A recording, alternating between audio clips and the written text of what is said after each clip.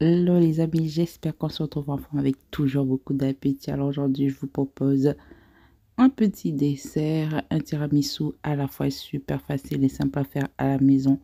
Allez, sans trop tarder, je vous montre tout ça tout de suite. C'est parti pour la recette.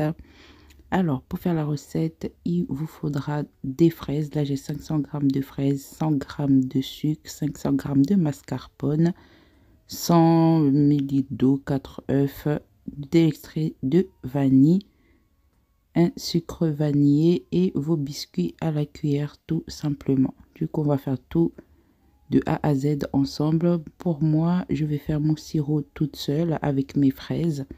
Du coup, je vais couper quelques fraises, mettre un peu d'eau, du sucre et du sucre vanillé pour faire mon sirop, pour tremper mes biscuits à la cuillère. Autrement, vous pouvez prendre le sirop déjà fait de la grande distribution. Mais moi, je fais le mien. Si vous voulez, vous pouvez faire comme moi et faire votre jus, enfin votre sirop en 2 temps, 3 mouvements. Donc là, après avoir coupé quelques fraises, je les mets dans mon petit mixeur. Je vais mettre du sucre parce que j'ai déjà goûté. Les fraises ne sont pas très sucrées. Du coup, je vais mettre 2 cuillères de sucre. Je vais mettre 100 ml d'eau à peu près pour avoir un peu plus de matière, c'est-à-dire un peu plus de sirop. Ensuite, je vais mixer tout ça et après je mettrai le sucre vanillé pour plus de goût. Donc on mixe bien tout ça. Si vous voulez, vous pouvez comment on dit ça, vous pouvez le trier, non pas trier, vous pouvez le filtrer, voilà. Vous pouvez le filtrer, mais moi je vais le laisser comme ça, il n'y a pas de mal, c'est des fraises, donc il n'y a pas de mal si je le filtre pas. Vous pouvez le filtrer directement avec votre chinois pour avoir quelque chose de plus lisse. Mais moi, je vais laisser comme ça. C'est un choix. Et je vous donne les conseils en temps donné. Bref. Donc là, je viens mettre mon sucre vanillé. Voilà. Et je mélange pour avoir plus de goût. Et mon sirop est prêt, tout simplement, les amis. Donc, passons à la suite.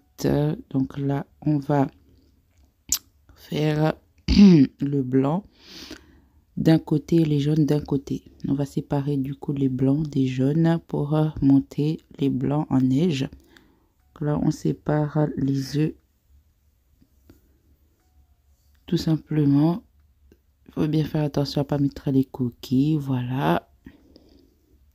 Après, on vient mettre une petite pincée de sel pour monter les blancs.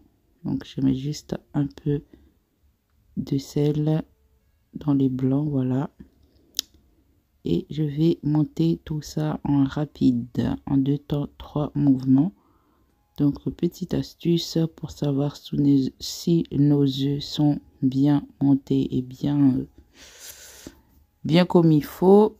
Faudra juste venir renverser le bol et voir si ça tient. Si ça tient pas, c'est que c'est pas bon. Et voilà, comme vous voyez, ça tient. Donc nos blancs d'œufs sont nickel. Ensuite, on va venir blanchir le sucre et les jaunes d'œufs.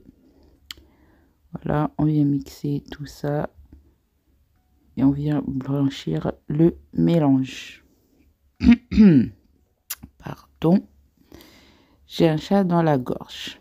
En tout cas, bienvenue aux nouveaux qui nous ont rejoints sur la chaîne. J'espère que mes partages vous apporteront quelque chose. N'oubliez pas de vous abonner, de liker, de partager si ce n'est pas déjà fait. Et du coup, là, je viens mettre les 500 g de mascarpone.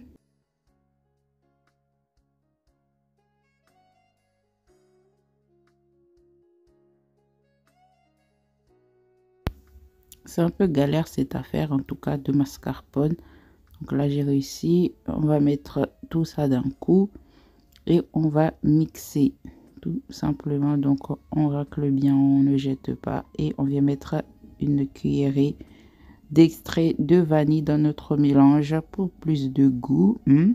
Et on mixe, on mélange tout ça. Voilà, en mode rapido. N'oubliez pas de vous abonner les amis si ce n'est pas déjà fait, de liker, d'activer la cloche et de laisser des commentaires. Merci. Donc après avoir bien mélangé mascarpone avec les sucres jaunes, jaune 2, on vient faire le mélange du coup des blancs montés en neige avec notre mélange de crème qu'on a obtenu. Donc là le but c'est de ne pas casser les blancs, c'est de faire tout le possible pour obtenir quelque chose de léger, de fluffy, de nuageux, si vous voyez ce que je veux dire. En tout cas, on mélange bien, on essaye de ne pas casser les blancs dans notre mélange pour avoir quelque chose d'aéré. En tout cas, je suis pas pâtissière, hein, et j'essaye d'avoir les termes un peu fluffy, un peu aéré, un peu nuageux. Je sais pas si ça se dit, mais je vais essayer de vous expliquer. Donc on mélange comme ça, on tourne la spatule entre elles-mêmes et vous allez voir quelque chose de vraiment je sais pas comment dire, voilà. En tout cas, continuons.